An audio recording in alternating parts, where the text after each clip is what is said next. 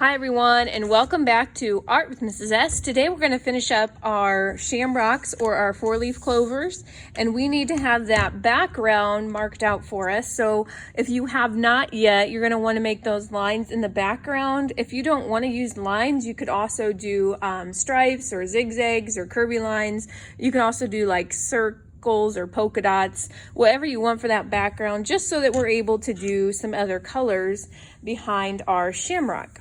So you're going to actually get more of that green. This is like our base green, and we're going to add white to green first. And depending on how much green or how much white you have will change the lightness or darkness of your tint. And a tint, if you forget what that is just when we add white to a color. So we're doing that right now. We're going to create a tint. And all I want to do is take some of this green. It doesn't take a whole lot.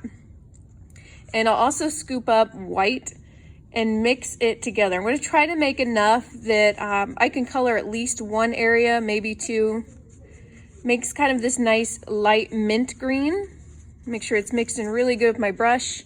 And this is going to depend on how many areas you created on yours to make a different section. So I could color this area or here, or I can even just do this corner. You should be able to create more than one tint. So if I wanted to lighten this color even more, all I have to do is add more of that white to it. So that's where not putting all of it together is going to be very helpful. So I could do one. If you have more of this same color, I would use it again.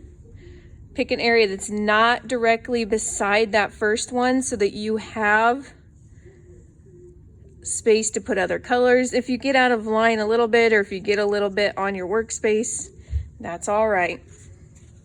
I may even have enough to do this other third section here, so it's going to give it a nice variety. There's some in different areas now of my background, and I think I'm ready for my next tint. So all I'm doing is adding more of this white to that same green,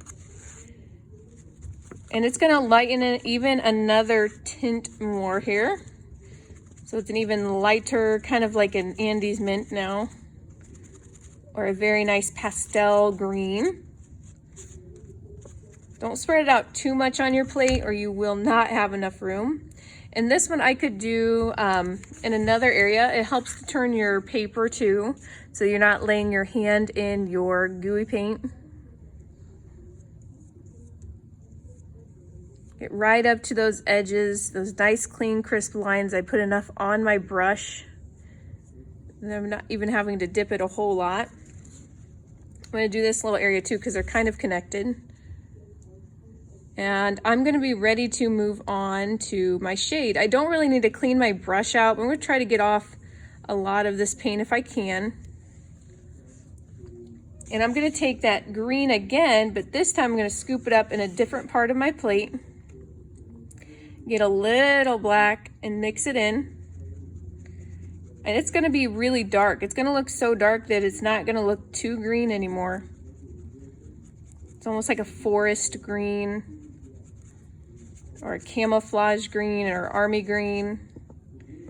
And I can scoop that up, pick another area of your art. Notice it's starting to get kind of filled up here. If you get a little out of the lines, it's not a big deal. If it gets a little bumpy, depending on the size of your paintbrush, that's going to happen.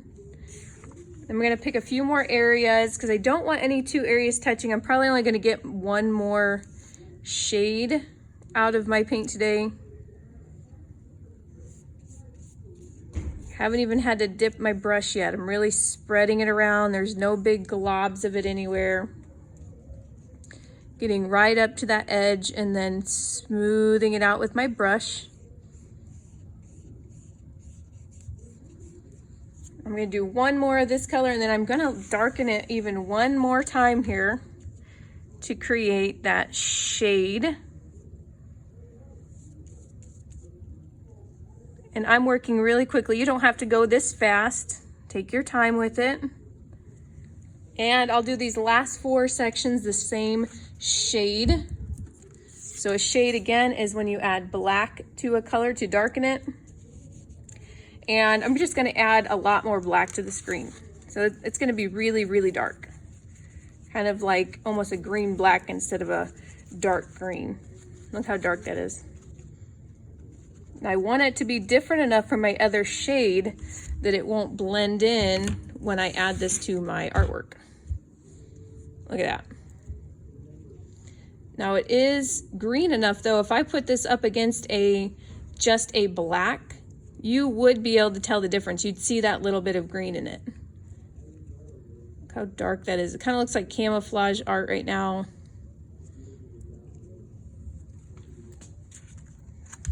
If you have more areas, you might even have to make another shade, or you may want to go back and see if there was another tint you could do, or just add in a green if it doesn't touch your shamrock. It'll just depend on how you made your art. Everybody's will be a little different. So I finish up these last few areas, and then this will get moved back to a drying space or a drying rack. I'm almost done. This is always a good time to go back and clean up a few areas if you need to. But don't forget, we are painting, so there might be some spaces that you have to wait for it to dry to fix. This could be a work of art too, that if we get completely done and it's all dry, you might be able to do some outlining with like a marker, but not today. I would give it at least 24 hours to dry.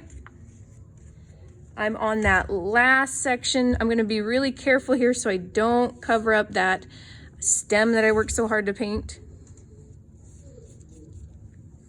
I'll turn my paper one more time. When you're turning, you might get a little on your hands. You'll be just fine.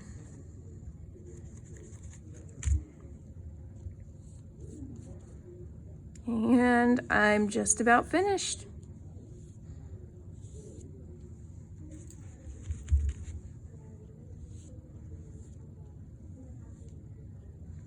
Kind of evening out that stem again. If I can go back and fix that when this is dry. Just getting those last little areas of white. All right, when you're all finished, we'll move it to the drying rack. We'll get all cleaned up and you'll be good to go. Thanks for joining me today. I can't wait to see all of your awesome shamrocks with your tints and your shades today. Have a good day.